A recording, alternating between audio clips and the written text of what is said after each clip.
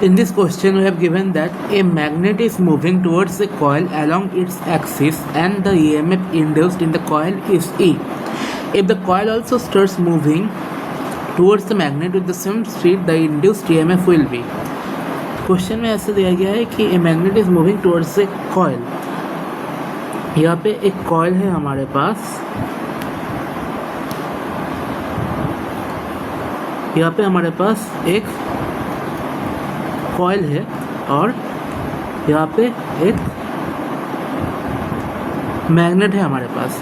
Magnet is moving towards a coil along its axis. ये हमने coil का axis मान लिया। मूविंग टुवर्ड्स द कॉइल मतलब जो इस डायरेक्शन में, कॉइल की डायरेक्शन में मूव कर रहा है, इसका स्पीड हमने v मान लिया। और magnet is moving along its axis, EMF induced in the coil is E। EMF को हमने E मान लिया।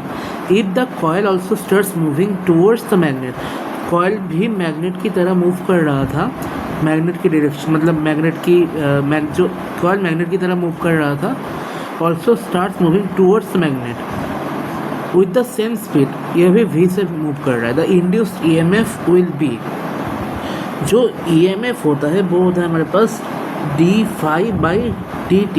इसको हम कहते हैं rate of change of flux, rate of change of flux. और आप इसमें रिलेटिव वेलोसिटी निकाल लो, v relative is equal to, आप देखो कि अगर दो चीज़ें ऐसे दोनों की डायरेक्शन में जा रहा है तो इनका रिलेटिव वेलोसिटी 2v होगा, 2v।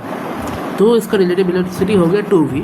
और हमें ये पता है कि जो रेट आता है हमारे पास, rate of change of flux जो आता है वो हमारे पास आता है directly proportional to relative velocity. तो ये याद रखना होगा कि rate of change of flux is directly proportional to relative velocity. तो अगर v वेलोसिटी के लिए EMF E हुआ था पहले, आप देखो कि पहले मैग्नेट को हमने मूव कराया कॉइल की दिशा में, मतलब मैग्नेट को हमने कॉइल की दिशा में मूव कराया और वेलोसिटी v था तो EMF E हो गया।